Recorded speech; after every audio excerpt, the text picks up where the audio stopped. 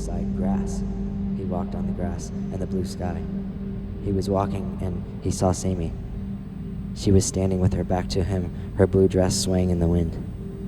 When he said her name, she turned and saw him. They began to walk down the prairie together. Then it came to him. I'm dreaming. We're dreaming, Sammy. We're really in our bed sleeping right now.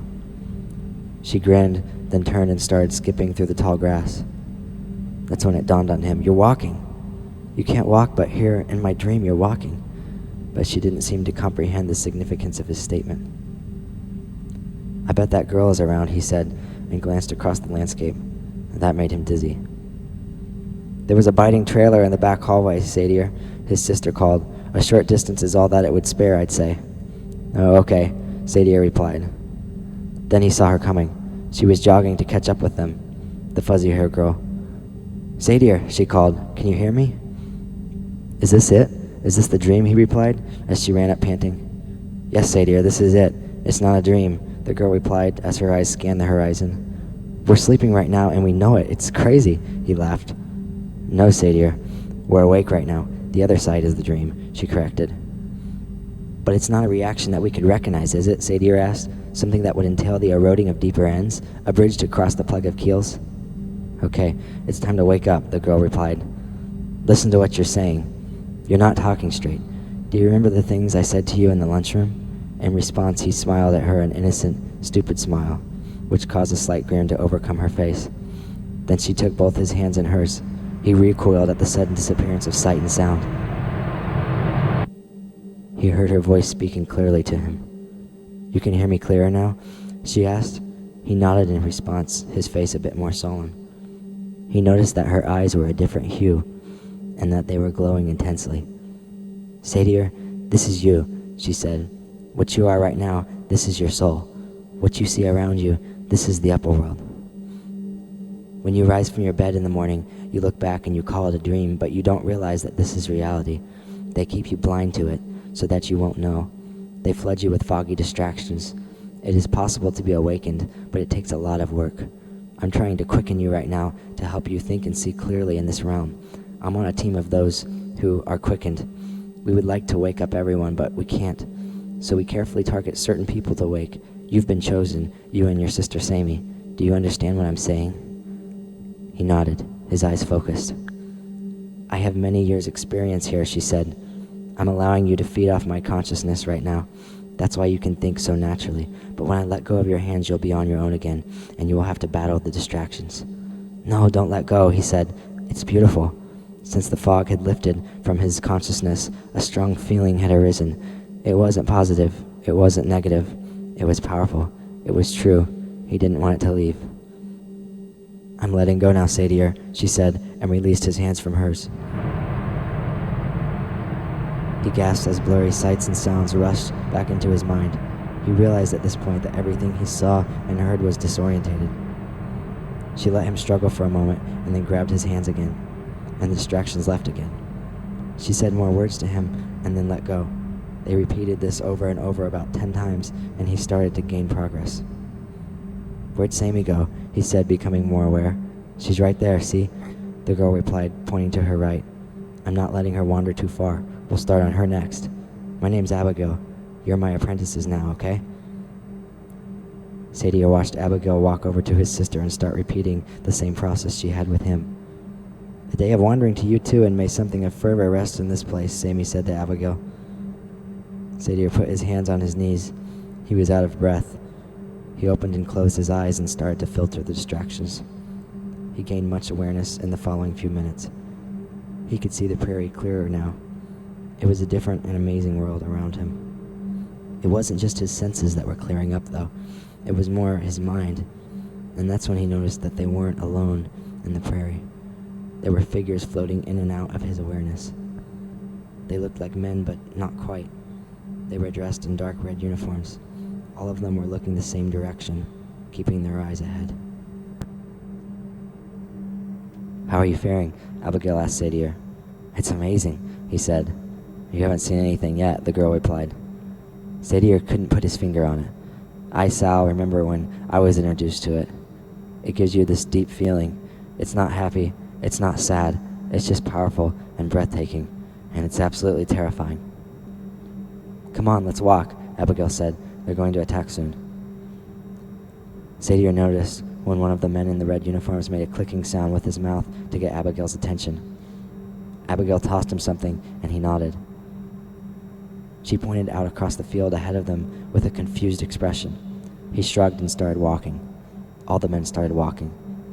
There were around 4 or 5 dozen of the men scattered around. Sadier watched them with curiosity. Who are they? He asked. Angels, she replied. You didn't see them last night, but they were surrounding you. It's common to see the demons first. Remember that. The demons are going to attack? He asked. Yeah, they're coming, she replied. Don't worry, we've got angels. So, he said, but I don't understand. What's the worst that could happen to us? If we get hurt here, or even if we die here, it's just a... He cut off his sentence. It's not a dream. You die here, you die, she said. Does that ever happen? He asked. Yes, it does. Every year, she replied. Fear began to run through Sadier's blood, a warm and terrifying feeling in his nerves. One of the angels in front yelled and waved his arm. He turned and signaled the numbers 4-1 with his hands repeatedly. 4-1, 4-1, 4-1. That's not good, Abigail said. Not good, not good. What's wrong? Sadier inquired. She grabbed his hand and the hand of his sister and started hustling through the long grass to the woods on the right side of the field. Angels were running around them as Abigail hurriedly dragged Sadier and Sammy by the hand. They crunched through the woods at a fast pace. Sadier realized that the angels seemed to be communicating to Abigail, guiding her in some way. Out of nowhere, a bony demon hand reached out and grabbed Sadier's jacket. He pulled away, and an angel broke the demon's neck ruthlessly. But at the sight of this, Sammy recoiled a few steps and stood momentarily beyond the angel's protection. A demon struck her with a weapon, and she screamed, falling to the ground. Where are you? Abigail yelled, horrified. Here I am, said a tall, muscular boy, jumping into the scene. He had long black dreadlocks and a blue bandana. Sadier recognized him from the school. Abigail ran to the wounded Sammy. Sammy looked down at the rush of red flowing from her arm and threw up in the grass. The guy with dreadlocks scooped up Sammy in his arms. He ran and jumped off a cliff, disappearing with Sammy. Follow him, there's water down there, Abigail shouted. Sadier jumped and screamed as he fell some 40 feet. His body splashed awkwardly in the river, plummeting many feet underwater. He moved his arms frantically, desperate for the surface. When his head rose above the water, he took a huge breath and started struggling to reach the bank. The dreadlock guy was somehow managing to keep Sammy's head out of the water as they moved towards the shore. When they all made it safely to dry ground, the demons stopped coming, for a legion of angels had come to offer support. Abigail and the dreadlock guy talked frantically as Abigail dealt with Sammy's deep wound. Sammy was in and out of consciousness, her blood smeared all over herself, the dreadlock guy, and Abigail. The dreadlock guy went over to Sadier and squeezed his shoulder. Don't worry, dude, he said. The worst is always at the beginning. Then suddenly Sadier heard a familiar sound.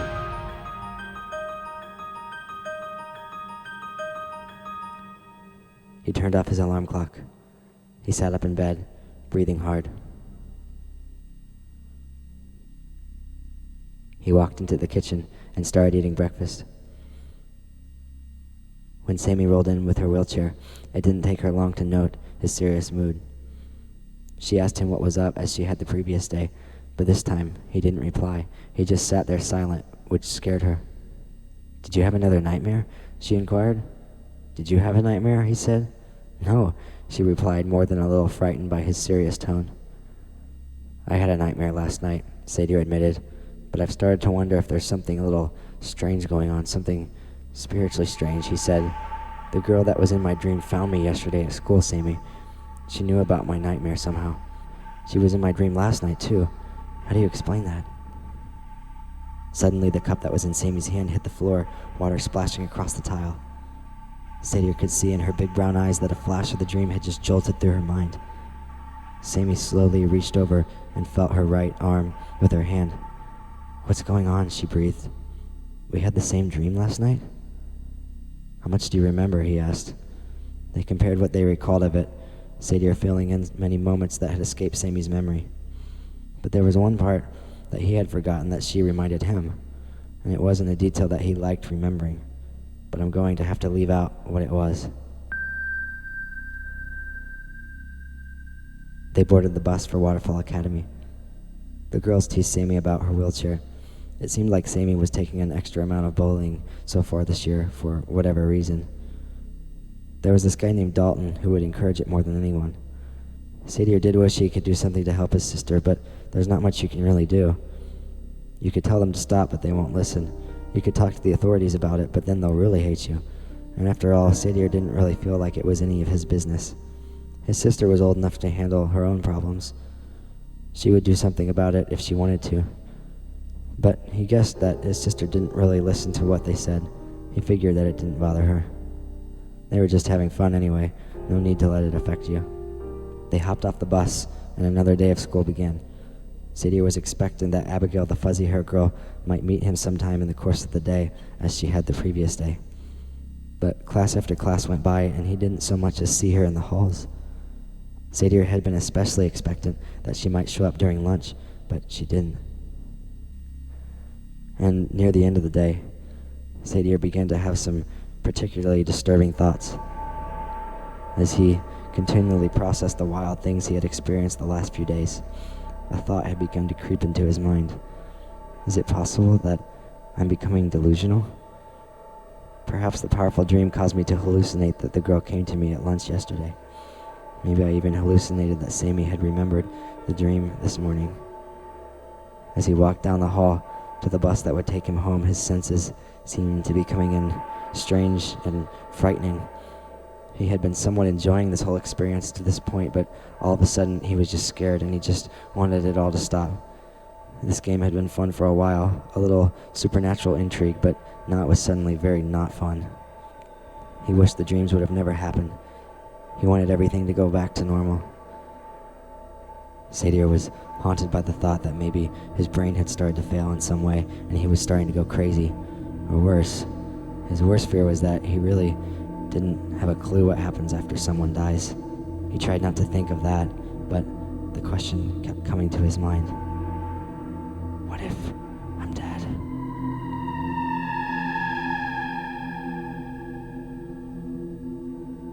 Sadier, someone said his name. Sadier turned, but he couldn't find who had said his name. Sadier, welcome to the team, dude. He identified someone walking towards him, who was sporting dreadlocks and a blue bandana.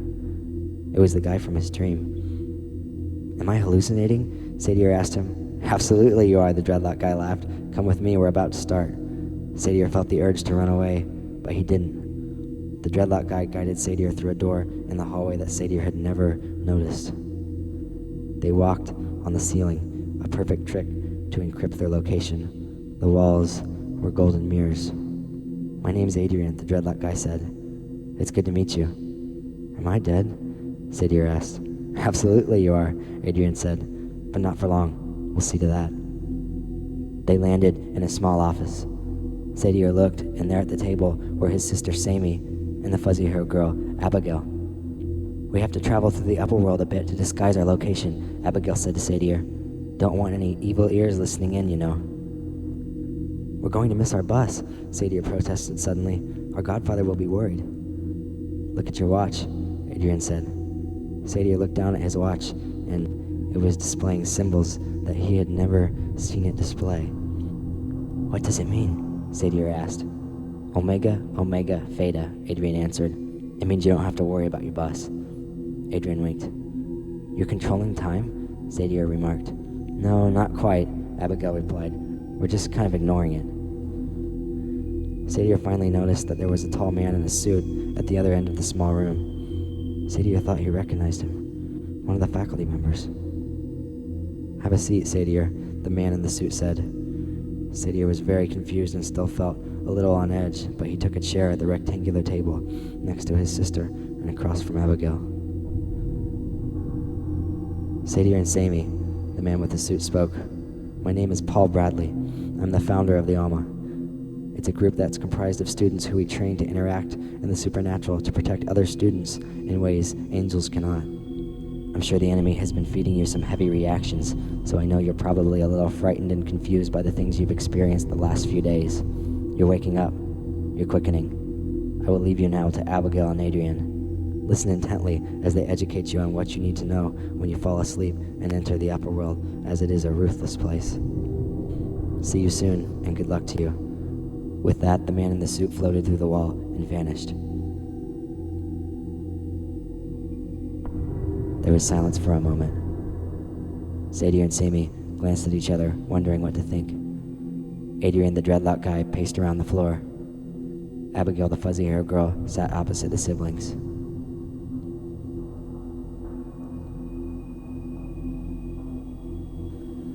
Abigail finally spoke. Now, many times I've told you there's actually no such thing as dreams, right? There's no such thing as imagination. These are concepts that have been birthed to try to explain what happens when, from time to time, we gain a fleeting awareness that our souls are bouncing around higher worlds.